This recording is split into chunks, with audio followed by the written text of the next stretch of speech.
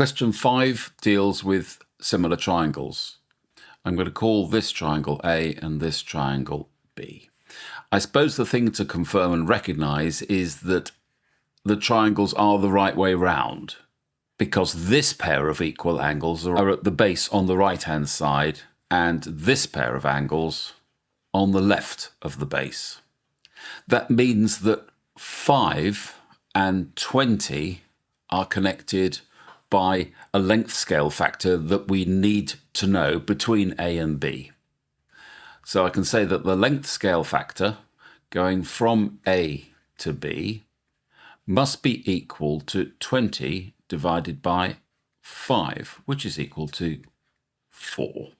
Now the rest should be easy. So part A is that EF must equal the original length 4 multiplied by our length scale factor, which is equal to 4 times 4, and therefore EF is equal to 16. B, we've been asked to work out the length of AB, which is this side down here on triangle A. And because we're going from the larger to the smaller, the length scale factor that we must multiply by is 1/4. 1 over the length scale factor going that way.